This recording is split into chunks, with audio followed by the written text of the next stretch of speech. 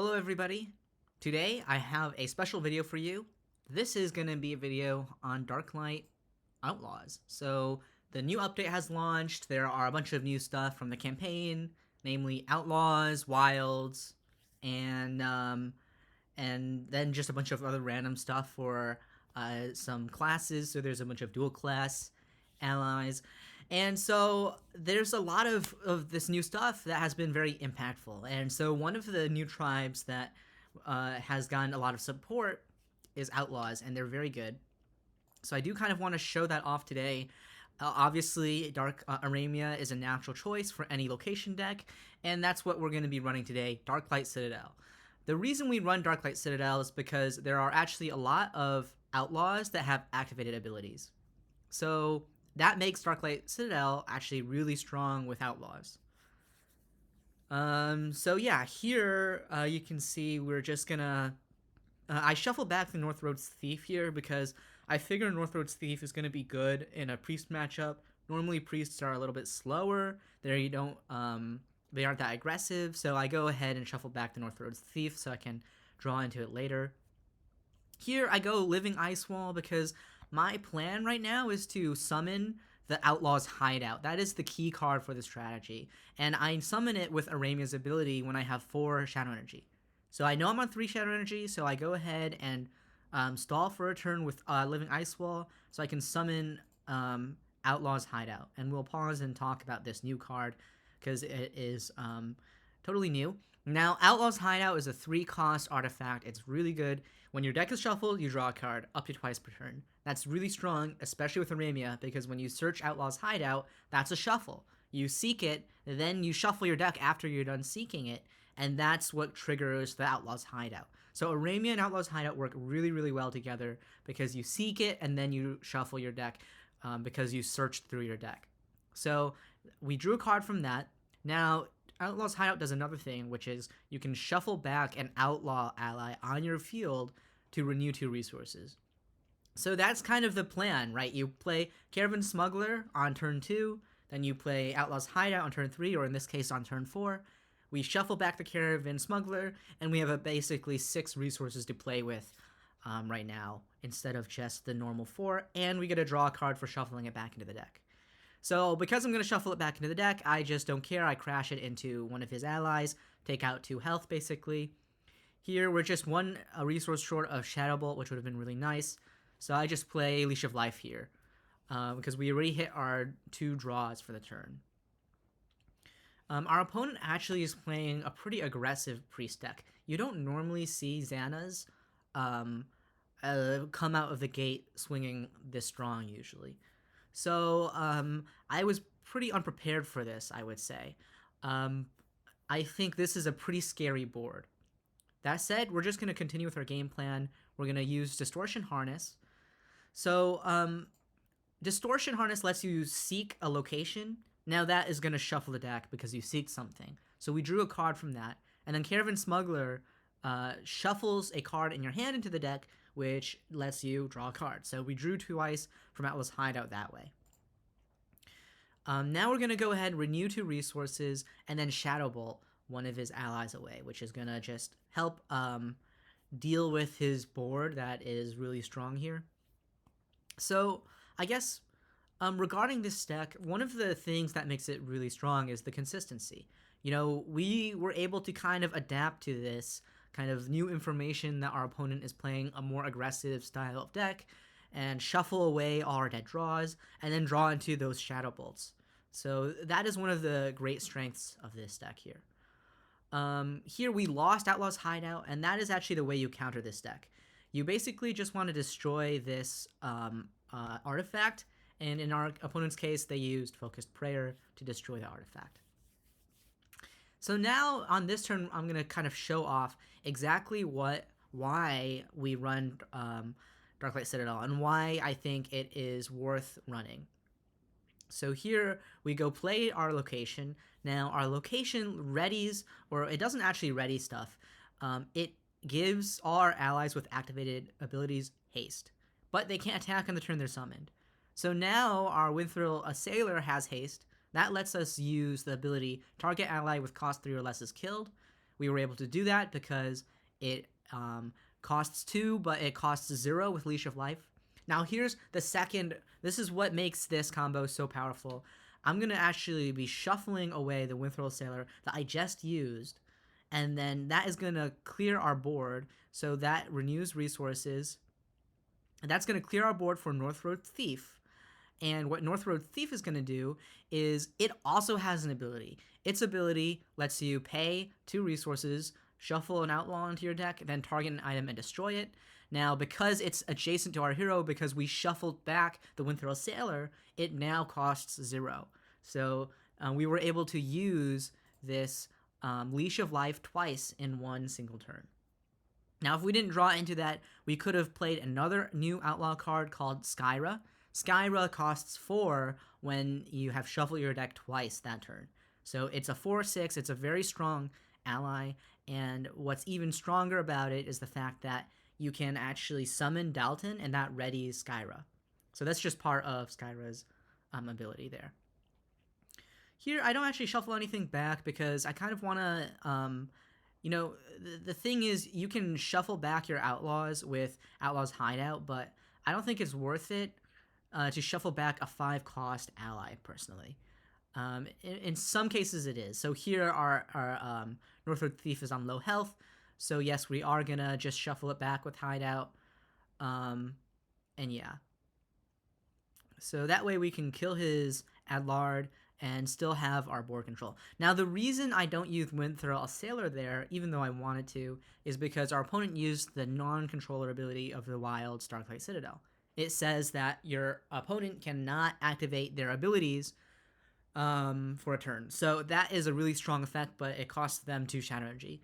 So I'm not that upset that that happened, but that is something to be aware about with this deck. Your opponent can just shut down your deck by using the non-controller.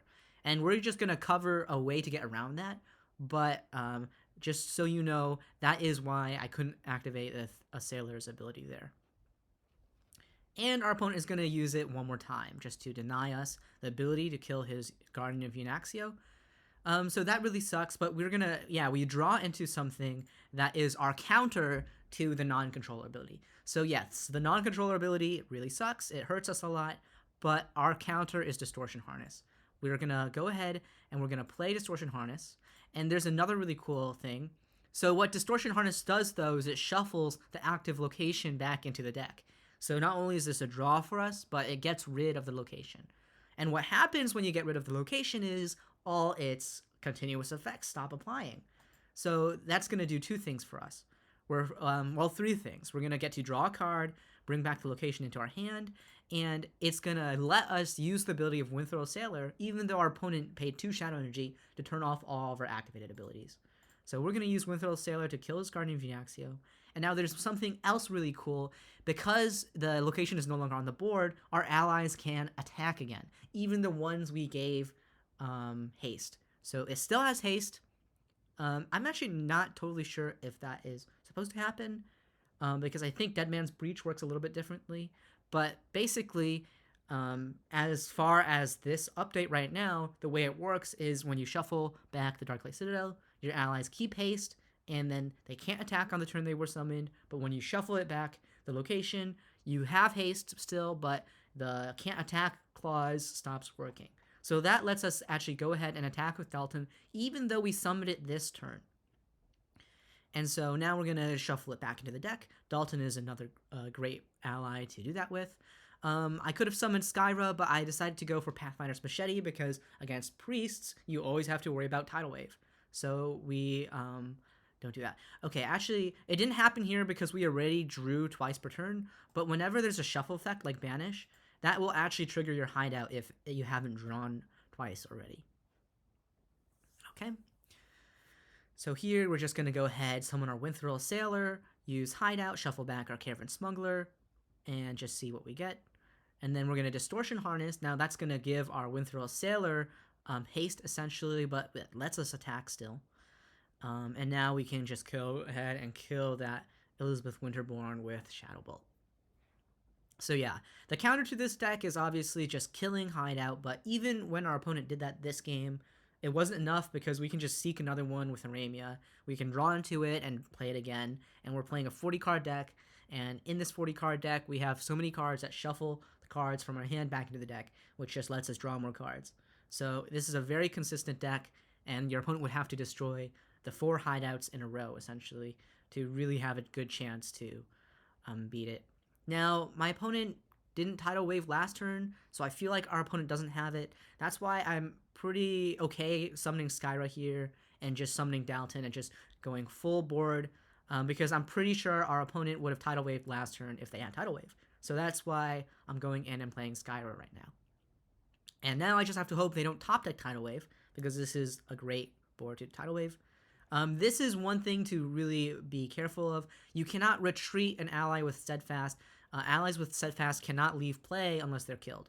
So that's why retreat is not going to work on Skyra.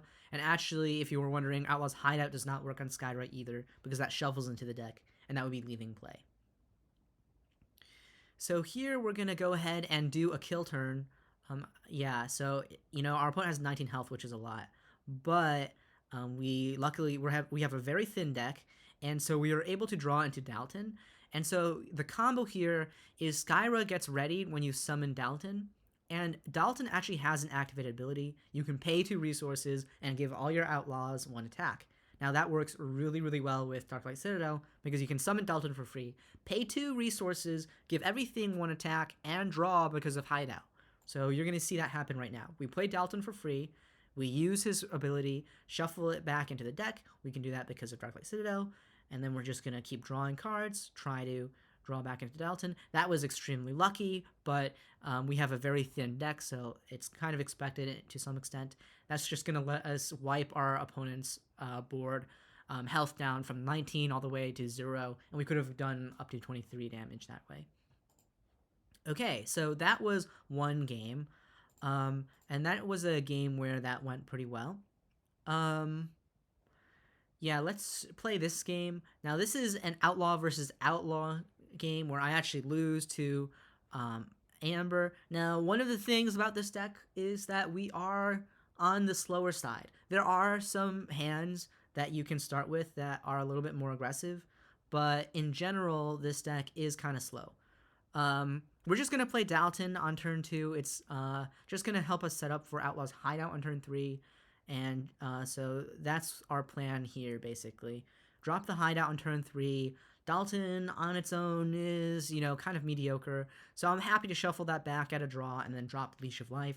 I think Leash of Life is a really good card to play on turn 2 even, because it just sets up everything else in our deck. Here, I sacrifice a bunch of hideouts. I probably shouldn't have, because I should have known that Amber would have played Barbarian Bludgeon, so that is going to bite me a lot later when I try to search for the hideout and it's destroyed. But that is a little bit of a spoiler. Here, I'm pretty happy with the way things are developing. Our opponent is also running Outlaws, so that's going to be something to kind of handle. But we have 2 Shadowbolts on our board, so things are looking pretty good.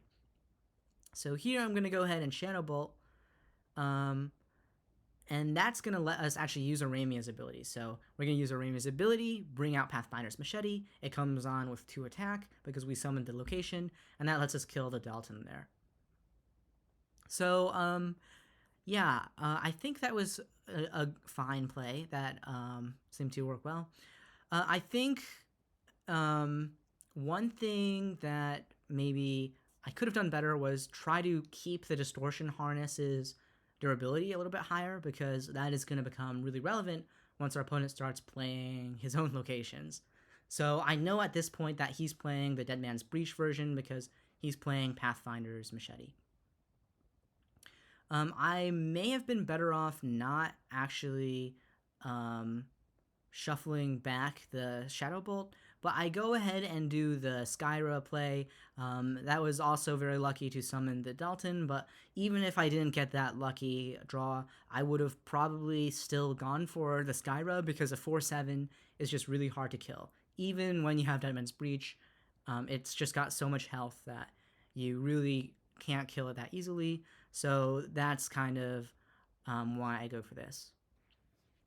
So our opponent is going to go ahead and use Dead Man's Breach, and Dead Man's Breach is really good because it lets you haste everything. So this is another way to play Outlaws that you're going to get to check out because our opponent is playing it. Our opponent is going to kill our Distortion Harness, and that is really devastating for us because that would have let us shuffle back the location. And also, another thing that is kind of bad, not in our favor right now, is the fact that we lost our Outlaws Hideout. So that is going to hurt us a little bit, but yeah. Otherwise, we do have board control, so I just have to hope that our opponent doesn't draw into Dead Man's Breach again and then get to kind of haste everything up.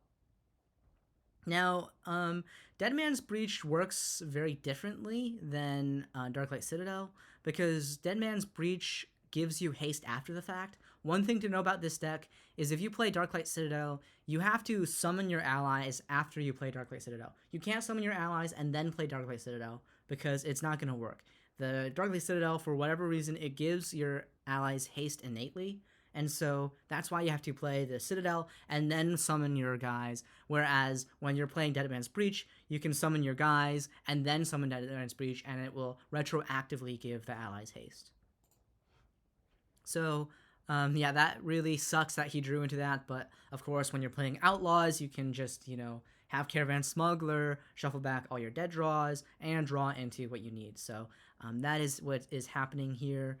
And that is one of the strengths of the deck. You'll see me get really lucky a lot of times, and I think a large part of that is just the fact that Outlaws have so much consistency from just their cards.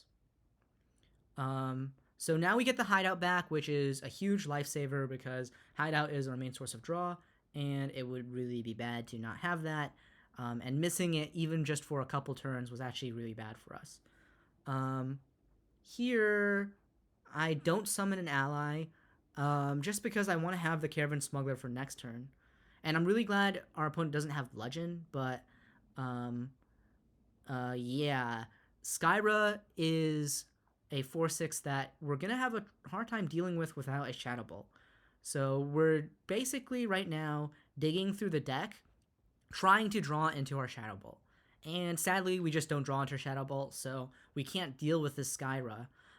Instead, we're just going to go ahead and try to establish some board presence. We don't want our opponent to start going face. So that's what we're trying to prevent right now. And sadly, our opponent is going face. So that means that they have, a way to either kill us this turn or set up to kill us very soon. So yeah, letting that Skyra live was pretty devastating there. It got 2 attacks out, cleared our board, and gave us a lot of face damage.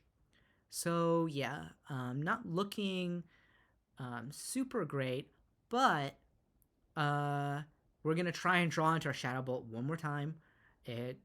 And sadly, we, again, don't draw into Shadowbolt. To be fair, I think we played like 3 of them, so there's probably only like 1 left in the deck. So we're just going to have to hope that our opponent doesn't kill us here because we just can't deal with this Skyra on the board. And yeah, we're going to have Distortion Harness on our opponent's side to shuffle back our location. And this is kind of when we get into these location wars, which is something that does happen when you have a mirror match like this. I guess it's not really that much of a mirror match just because I'm playing a very different style. I actually just run, I think, 2 Skyras right now. So the deck that I'm running is much more reliant on getting your other allies out. Stuff like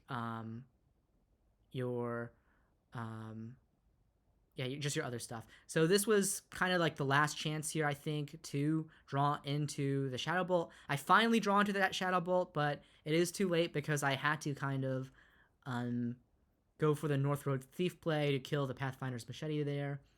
And now I just don't have enough resources to play the Shadowbolt. So I think if we drew that Shadowbolt a little bit earlier, the game might have swung our way. Our opponent only has, 9 health. But, that is how it goes sometimes. And good game to Flameborn, he played it really, really well. Was that Flameborn or was that Nam Castle? Yeah, Nam Castle. Okay, so, yeah. That was a game where I lost. Let's see. What else was kind of a good demonstration? Okay, we'll watch one more game. And let's watch, I think this one might be good. Okay, let's see. So here we're against Banebow. So we're going to kind of see how this deck can deal with a more aggressive deck. Our last deck that we faced was more of a slower deck. I mean, not really that slow, but kind of it needed a lot of setup, kind of like our deck. This is just a straight up turn 2, drop an ally, turn 3, drop an ally. So this is a much more aggressive deck that we're going to try and fight against. So when I'm against an aggressive deck, my favorite turn 3 play is usually actually going to be Distortion Harness. The reason is that Distortion Harness sets up for a combo on turn 4 or really turn 5, but it also absorbs some damage. So that basically gave us 2 health there, playing this on turn 3 because it's 1 defense, absorbed hits from these 2. And so now we can go ahead and Shadowbolt, and that's going to give us some breathing room. I could have summoned the Dalton there, but I figured that I didn't want the Dalton to die just yet. Bludgeon is a big problem for us. That's also going to take out our Distortion Harness, but we're very lucky that we actually already have the location in our hand. Otherwise, that would have been a really big problem for us. Luckily, we have the location, so we can go ahead and deal with this board with the Winthill Assailer, Darklight Citadel combo. That is helped by the Leash of Life because that lets our ability cost nothing. So our opponent is playing actually kind of a weird deck. Anmor's Call is giving him just a bunch of resources. Every time one of his allies dies, he basically gets a resource. Drawing into Outlaws Hideout here is pretty huge, not gonna lie. So that is really helpful for us. It lets us clear the board. Now we can shuffle it back because it's low health, draw a card, and then drop another one. So that actually came in clutch there. But I think we could have searched it with Aramia's ability, even if we hadn't drawn into it that turn. It would have just been a little bit worse, maybe. So we're going to go ahead and drop Northroad Thief, and now here's where we can actually do our combo. We're going to shuffle back the Winthill Assailer to put Northroad Thief adjacent to our hero.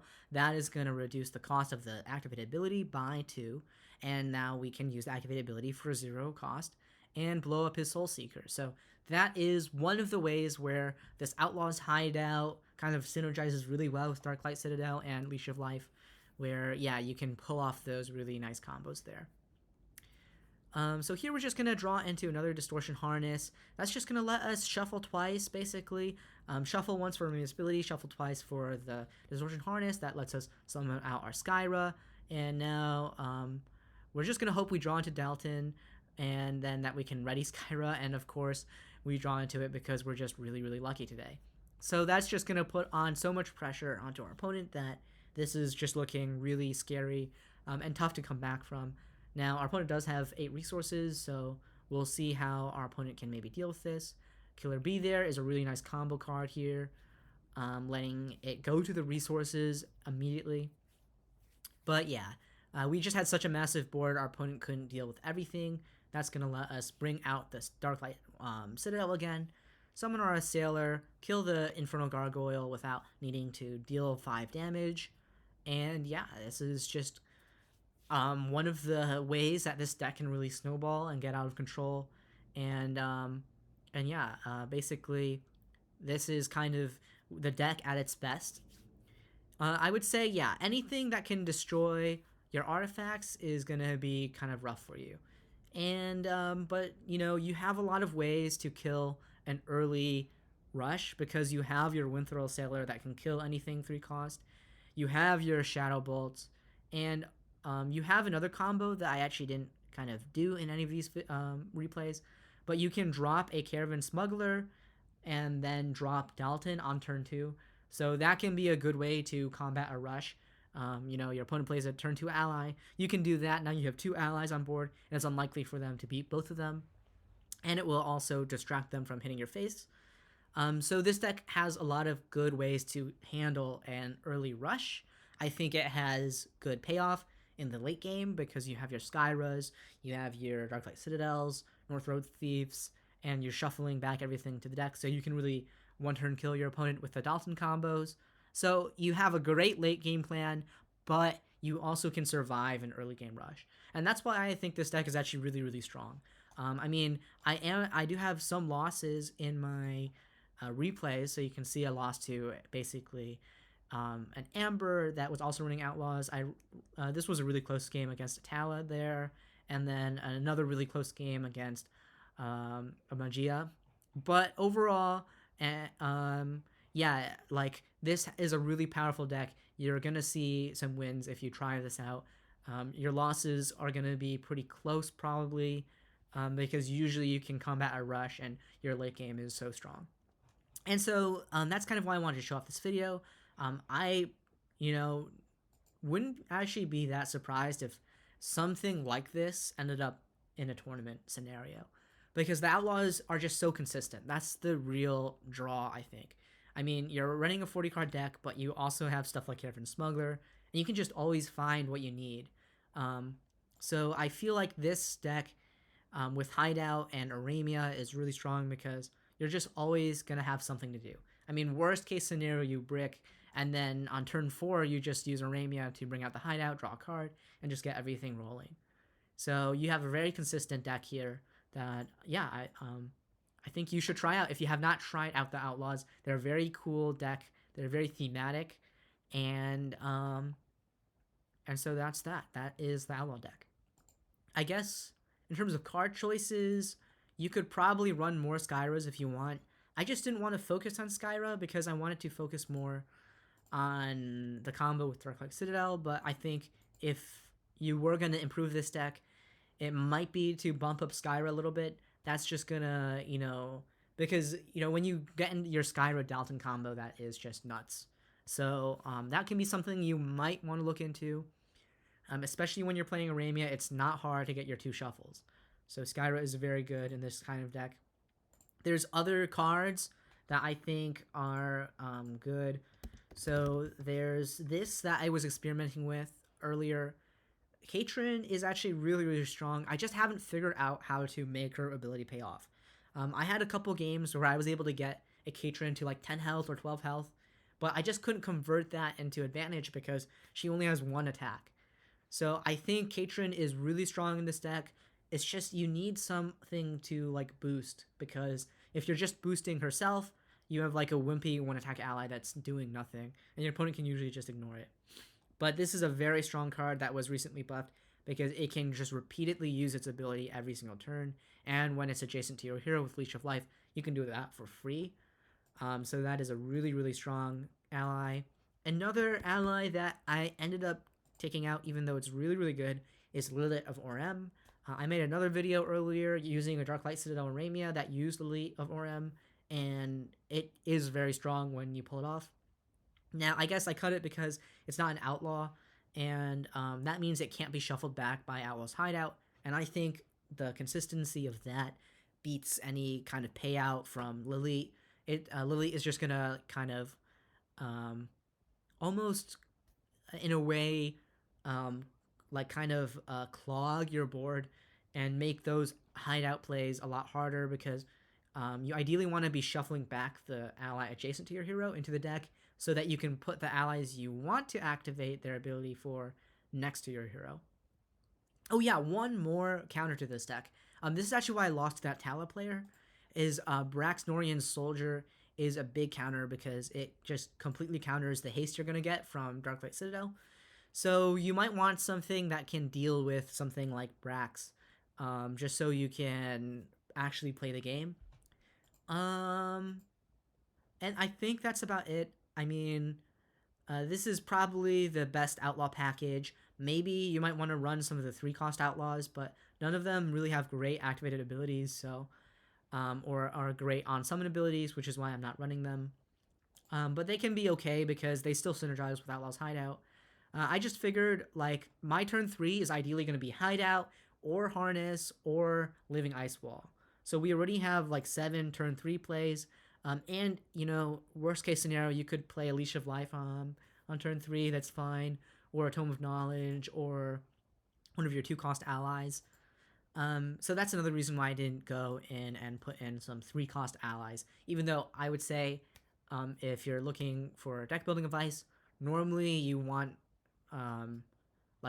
normally you want probably 8 3-cost allies in your deck, but obviously in this deck we're just doing things a little bit differently because we're a lot more combo oriented. Okay, I've rambled on for long enough, so I think it's time to end this video. If you watched to the end, thank you so much for watching. Yeah, and I plan to make more videos, so if this is kind of what you enjoy, consider subscribing. That's all I have for you. Thanks for watching, and see you next time.